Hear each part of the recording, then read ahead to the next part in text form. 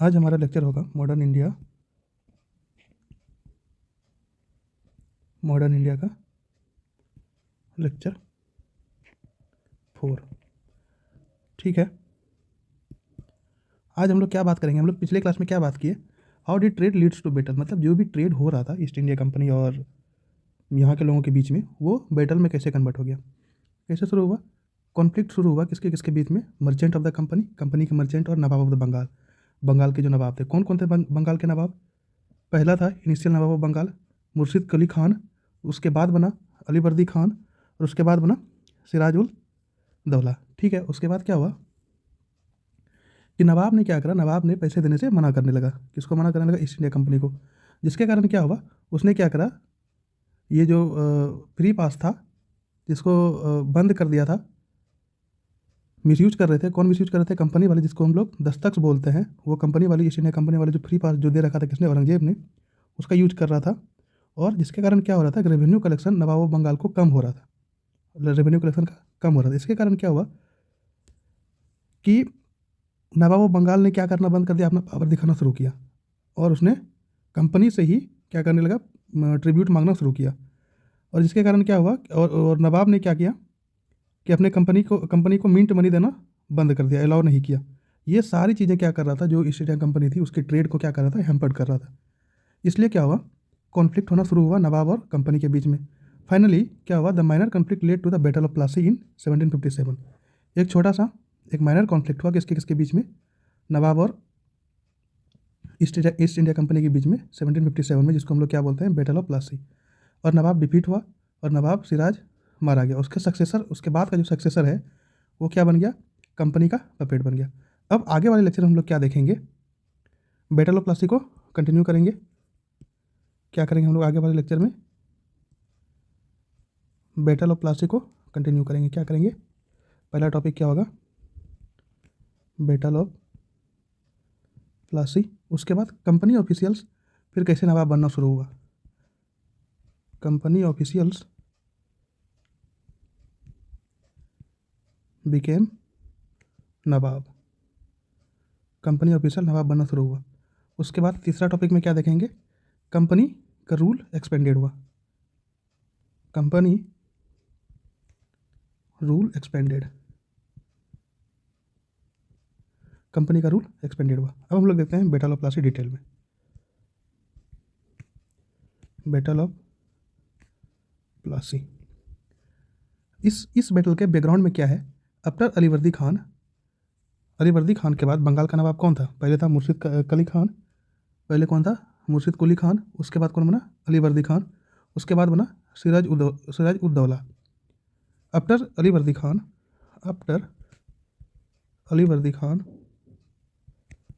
Alivardi Khan succeeded मुर्शिद अली खान, मतलब मुर्शिद अली खान के बाद बना, मुर्शिद कुली खान के बाद बना। इसके बाद क्या बना, मुर्शिद कुली खान के बाद कौन बना, अलीवर्दी खान। उसके बाद कौन बना, Siraj ud Daulah, Siraj ud Daulah become the nawab of Bengal, became the nawab of Bengal, Bengal का नवाब बना। He was an able nawab, so he could not bear the nonsense that company was creating. कौन, Siraj ud Daulah, Siraj ud Daulah, Siraj ud Daula was able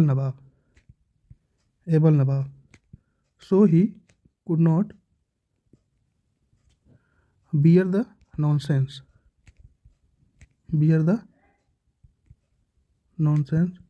that company was creating। Siraj ud Daula जो था वो एक काबिल नवाब था बंगाल का, इसीलिए उसने क्या करा, वो जो भी मूर्खता कर रहा था ईस्ट इंडिया कंपनी, उस कंपनी को वो सहन नहीं कर रहा था। ठीक है, जिसके कारण क्या हुआ, he was very disappointed with the continuation of misuse of दस्तक्स। ये भी इसी बात पे अटका हुआ था कि दस्तक का मिसयूज हो रहा था। ही was very disappointed he was very disappointed he was very disappointed with the continuation with the continuation of the misuse of Dastak का जो मिसयूज। अब दस्तक क्या है? दस्तक ये फ्री पास था। किसके लिए फ्री पास था? औरंगजेब ने ईस्ट इंडिया कंपनी को फ्री पास दे रखा था कि आप अपने ट्रेड के लिए फ्री पास का यूज कर सकते हैं, लेकिन जो कंपनी में जो मर्चेंट थे उनके लिए फ्री पास नहीं था, सिर्फ ये ईस्ट इंडिया का। लेकिन उसके कंपनी के जो मर्चेंट थे वो कहीं बाहर भी काम करते थे और कंपनी में भी काम करते थे। इसीलिए क्या हुआ कि जो कंपनी के बाहर जो काम करते थे मर्चेंट, वो कंपनी के नाम पे फ्री में दस्तक लेना शुरू कर दिया। इसके कारण क्या हुआ कि बंगाल के जो नवाब थे उसको रेवेन्यू कलेक्ट होना कम हो गया, उसके रेवेन्यू में लॉस हो गया। इसी चीज़ को लेकर के क्या था, नवाब डिसअपॉइंटेड था। दस्तक and issued an order for the company. Company के लिए एक ऑर्डर इशू करा for the company to stop any sort of fortification,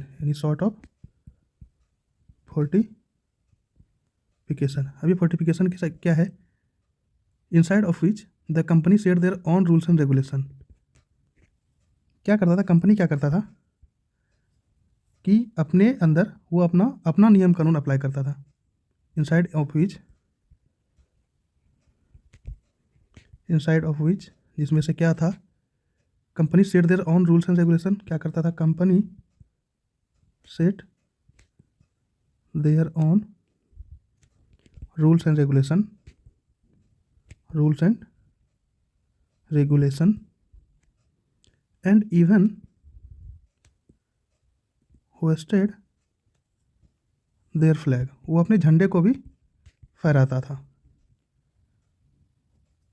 but the company was not paying any heed to the Nawab's order. But the company was not paying any heed to nawabs order. Company ने क्या करा? उस नवाब के order को क्या करा? Ignore कर दिया, उसको कोई तवज्जो नहीं दिया उनके ऑर्डर को, नवाब के ऑर्डर को। ठीक है, उसके बाद फिर क्या हुआ? This angered Siraj ud-Daulah. इसके कारण क्या हुआ? जब उन्होंने कंपनी ने क्या करा? नवाब के ऑर्डर को कोई तवज्जो नहीं दिया, तो इसी के कारण क्या हुआ कि सिराज उदौला गुस्सा हो गए। This angered Siraj ud Daulah. सिराज उदौला गुस्सा हो गए with the who did not want to become a puppet in the hand of English merchant and traders. जो कि who did not want to become the puppet in the hands of company, इसके कारण क्या हुआ? Siraj-ud-Daulah angry हो गया, जो कि कंपनी के पपेट की तरह काम नहीं करना चाहता था।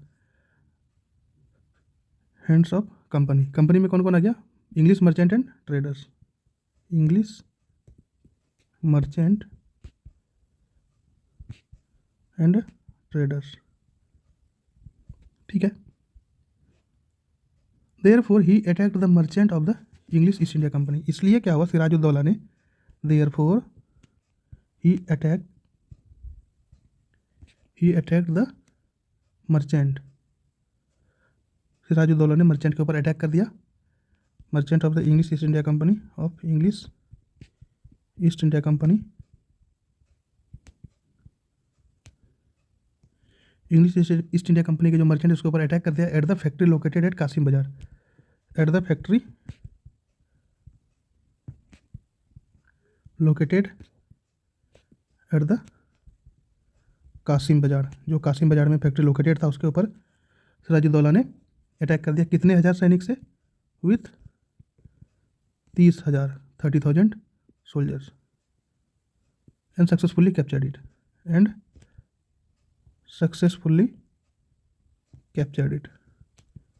सक्सेसफुली उसको कैप्चर कर लिया।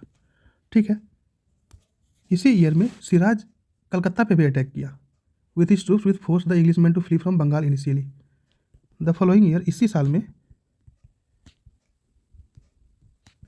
The following year Siraj also attacked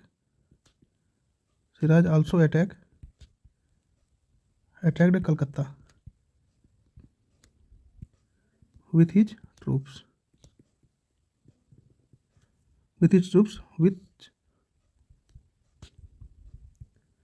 which forced the Englishmen to flee from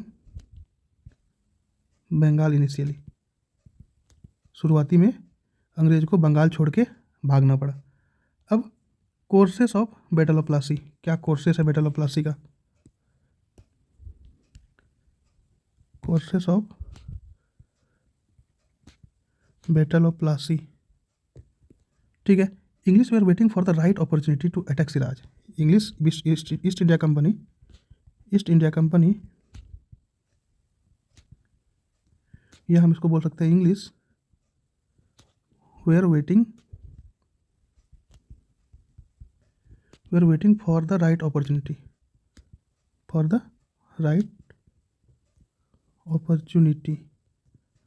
ताकि क्या हो सके, सिराज के ऊपर अटैक कर सके।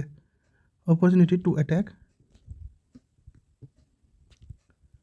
सिराज उद्दौला, ताकि सिराज उद्दौला के ऊपर अटैक कर सके। And establish their control over Bengal again, and establish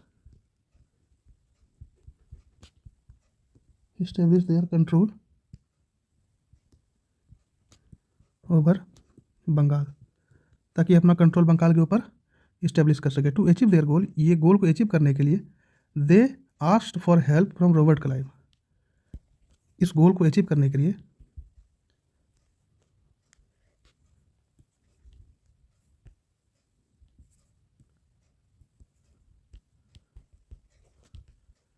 for achieve their goal they asked East India Company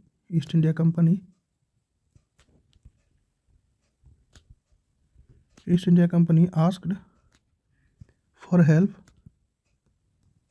from Robert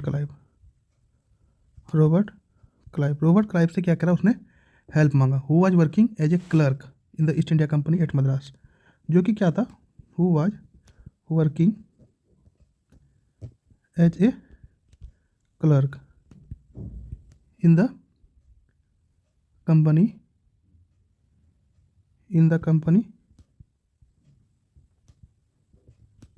which are situated at the Madras, जो मद्रास में सिचुएटेड था, ठीक है। As military strategist Robert Clive accompanied by his troops along with the other army of the company first went to Fulta. Military strategist होने के नाते, as the military strategist Robert Clive ने क्या करा, Robert Clive accompanied by his troops, उसके troops के साथ, along with the other army of company, दूसरे आर्मी के साथ, of his company, other army of the company,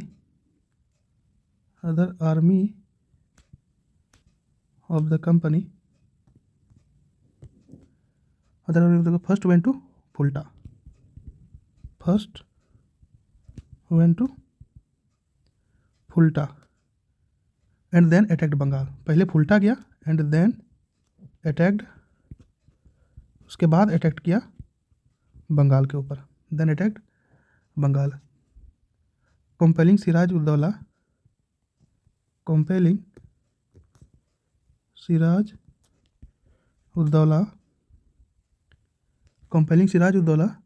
to fight a war eight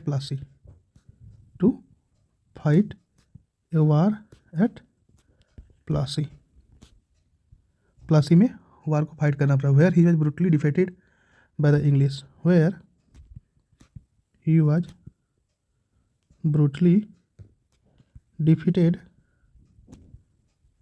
bye English या ईस्ट इंडिया कंपनी, जहाँ पर कि सिराजुद्दौला ब्रूटली हार गया, बहुत बुरी तरीके से हार गया उस जंग को।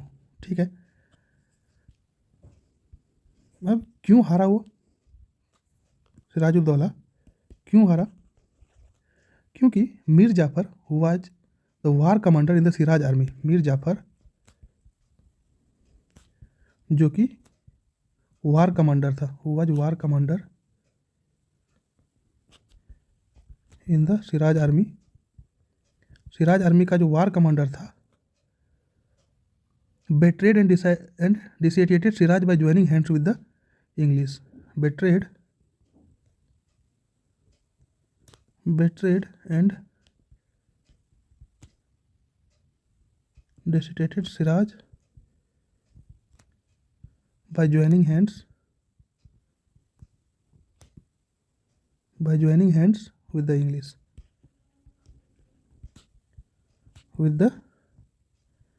मतलब क्या किया? मीर जाफ़र कौन था? कमांडर था, वार कमांडर था किसके आर्मी में? सिराज आर्मी में। उसने क्या करा? इंग्लिश के साथ हाथ मिला करके, ईस्ट इंडिया कंपनी के साथ हाथ मिला करके सिराज को धोखा दिया। ठीक है, Mir Jafar switched his party as he had the greed of becoming the nawab of Bengal. Mir Jafar ने अपना पार्टी क्यों बदला? Mir Jafar switched his party, अपने पार्टी को क्यों बदला? Party as he had greed of becoming the nawab of Bengal. उसके पास लालच आ गया नवाब ऑफ बंगाल बनने का, nawab of Bengal. And the company tried alluring him with the same. And the company tried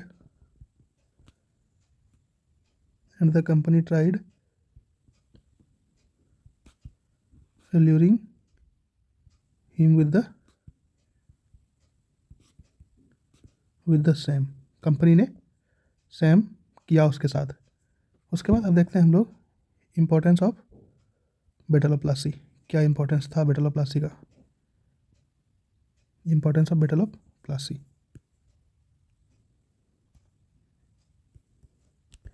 क्या देखेंगे हम लोग? Importance of battle of Plassey. Battle of Plassey का क्या इंपॉर्टेंट रहा इतिहास में? For the very first time an Indian governor was defeated by the company. For the first time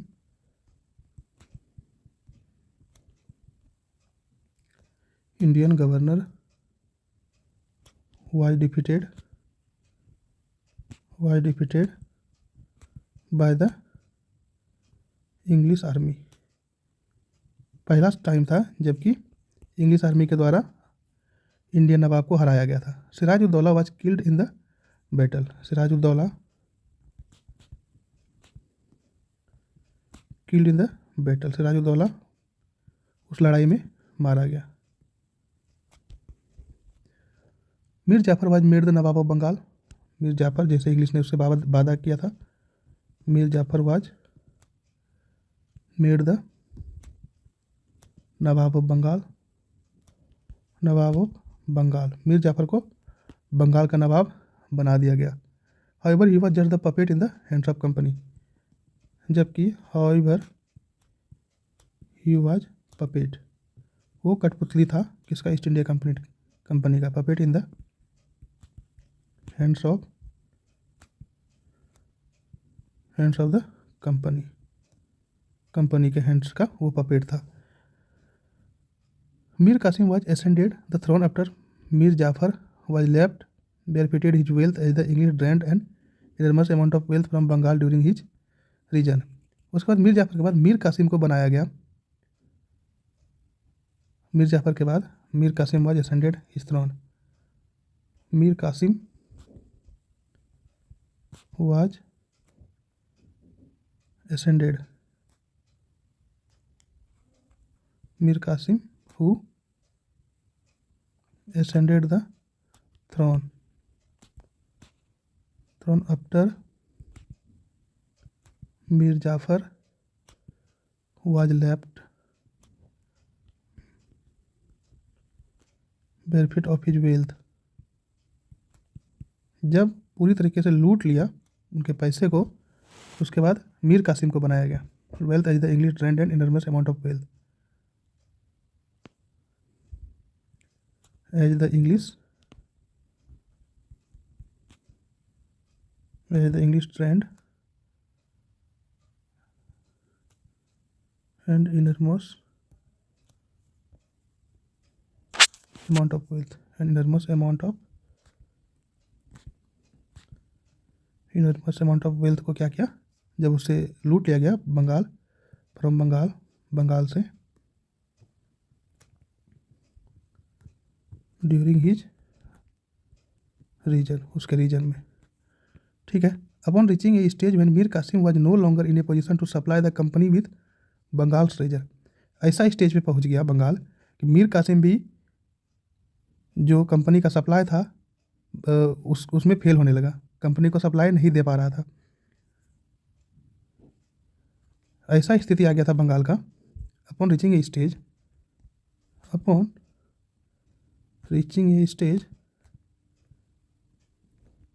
when Mir Qasim was no longer in a position to supply the company with Bengal's treasure,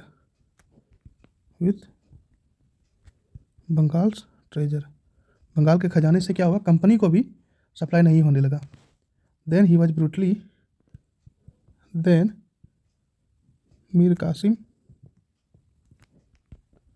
was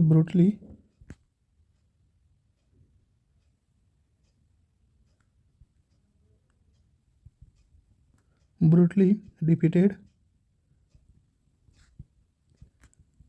in the Battle of Buxar. Battle of Buxar में 1764 को मीर कासिम को भी हरा दिया गया। अब क्या है, दूसरा पॉइंट देखते हैं हम लोग, दीवानी राइट्स।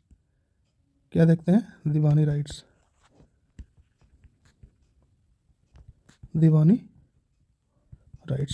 अब दीवानी राइट्स क्या है, the main aim of the company was to maximize their profit. Main aim company का क्या था, main aim of the company was to maximize their profit। वो अपने प्रॉफिट को किसी हाल में मैक्सिमाइज करना चाह रहा था। They brought gold bullion with them to purchase Indian commodity. शुरू में वो क्या करते थे, सोने के सिक्के लाते थे। They brought gold bullions with them to purchase Indian commodity.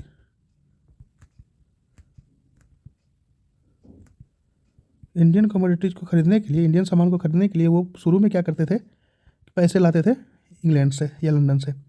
After the battle of Plassey के बाद, after the battle of Plassey के बाद the British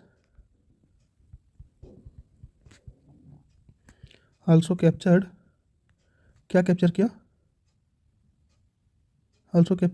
24 Pragnas a region in Bengal. 24 Pragnas ये एक जगह है, ये रीजन इन बंगाल का एक जगह है। along with that, उसके साथ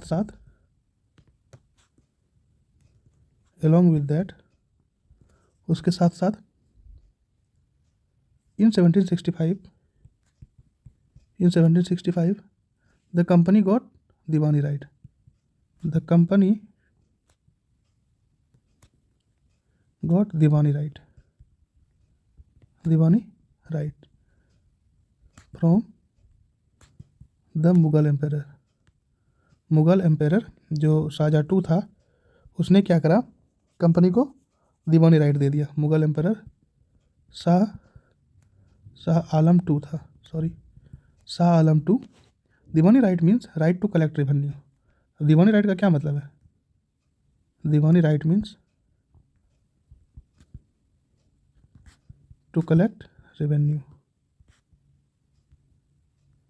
रेवेन्यू को कलेक्ट करना, दीवानी राइट का यही मतलब है। ठीक है, उसके बाद the Mughal empire which was seated in Delhi has multiple provinces within the Indian subcontinent. Mughal empire जो दिल्ली में बैठा था,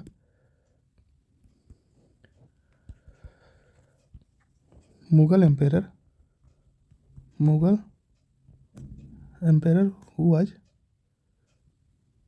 विच वाज सीटेड इन दिल्ली, जो कि दिल्ली में बैठा था, had multiple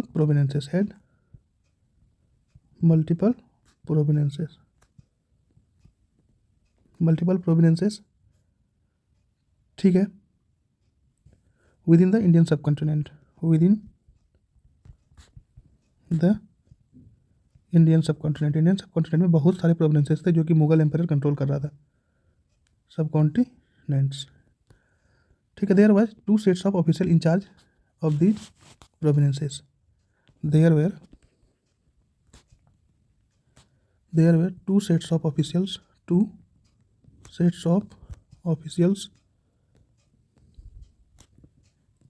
in charge of these provinces। ये जो प्रोविनेंसेस थे उसमें दो तरह के ऑफिशियल इंचार्ज बैठते थे, नाजिम एंड दीवान। कौन कौन बैठते थे? नाजिम एंड दीवान।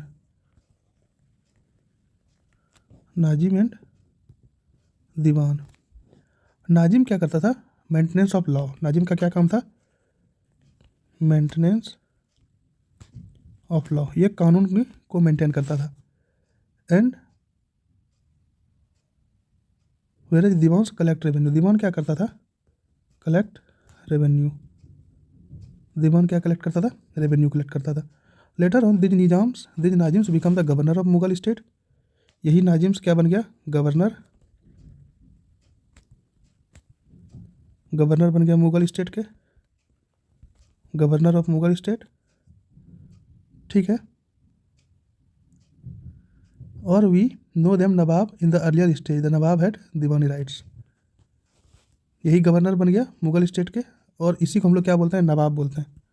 इसी को हम लोग नवाब बोलते हैं। और अब इसी के पास, पहले जो दीवान के पास राइट था रेवेन्यू कलेक्ट करने का, अब इसी के पास, नाजिम के पास आ गया राइट, दीवानी राइट, मतलब दीवान को कलेक्ट करने का या रेवेन्यू को कलेक्ट करने का। इन the earlier stage the nawab had Deewani right.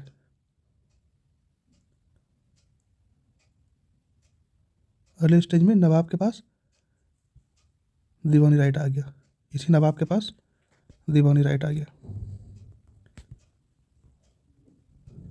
Deewani right आ गया इसी नवाब के पास।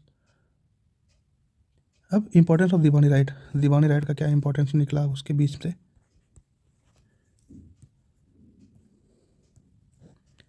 इंपॉर्टेंस दीवानी राइट्स, दीवानी राइट्स का क्या इंपॉर्टेंस निकला। मीनिंग ऑफ नवाब या नबूब्स, हिंदी में हम लोग नवाब बोलते हैं उसको, और वही इंग्लिश जो ईस्ट इंडिया कंपनी था उसको क्या बोलता था? नबूब्स बोलता था।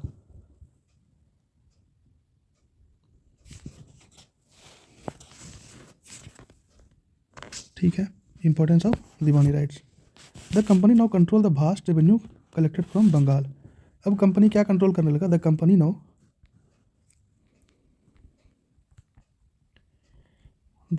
नाउ कंट्रोल्स द वास्ट, अब कंपनी क्या करने लगा? Control the vast revenue collected from Bengal. Bengal से अब क्या करने लगा? कंपनी बहुत ज़्यादा रेवेन्यू कलेक्ट करने लगा। The company started expanding it's trading relation between Britain and India. The company started expanding its trading relation,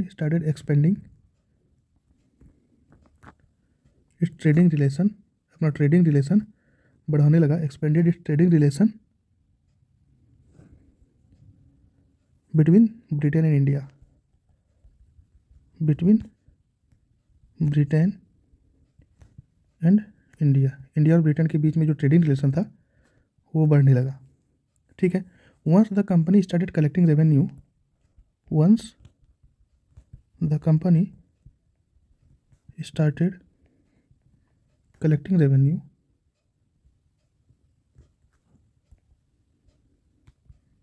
once the company started collecting revenue, एक बार जब कंपनी ने रेवेन्यू कलेक्ट करना शुरू कर दिया, there was no need to bring in bullions to purchase Indian goods, there was no needs of bullions, bullions जो जो वो लोग बाहर से लाते थे इंडियन परचेज को, इंडियन कमोडिटीज़ को खरीदने के लिए, अब वो बुलियंस को लाना भी बंद कर दिए। Bullions, needs of bullions to purchase Indian goods, Indian goods को परचेज करने के लिए अब वो बुलियंस भी लाना बंद कर दिए। Rather they are used the amount collected as diwan, उसके अलावा क्या करने लगे, rather they are used the amount, वो क्या करने लगा, वो जो अमाउंट कलेक्ट किया था, अमाउंट कलेक्टेड एज दीवान, जो दीवान के थ्रू अमाउंट को कलेक्ट किया था उसी को यूज करने लगा to purchase good, Indian revenue जो था, इंडियन रेवेन्यू उसी को क्या करने लगा, यूज करने लगा to purchase goods, to purchase goods, सामान को खरीदने के लिए उसी को परचेज करने लगा। From the country itself, from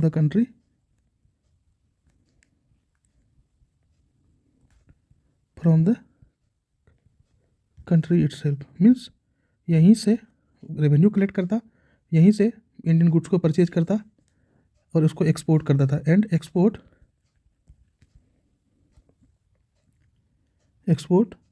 those to England, export those to England, वो इंग्लैंड उसको एक्सपोर्ट कर देता था। This cause the draining of India's wealth, यही क्या कारण बना, दिस काउज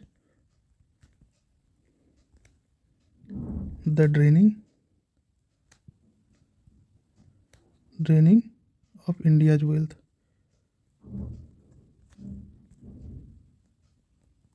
इंडियाज वेल्थ, यही क्या बना, यही कारण क्या बना कि इंडिया का सामान को, इंडिया की जो भी धन था वो अपने तरफ खींच लिया, अपने तरफ ड्रेन कर लिया। ठीक है। अब नेक्स्ट टॉपिक हम लोग पढ़ेंगे, नेक्स्ट टॉपिक नेक्स्ट क्लास में हम लोग क्या पढ़ेंगे, नेक्स्ट क्लास में पढ़ेंगे companies official rule, officials become nawab, company officials became nawab, company official nawab बनने लगा। ठीक है, ये पढ़ेंगे हम लोग नेक्स्ट क्लास में। तब तक के लिए थैंक यू,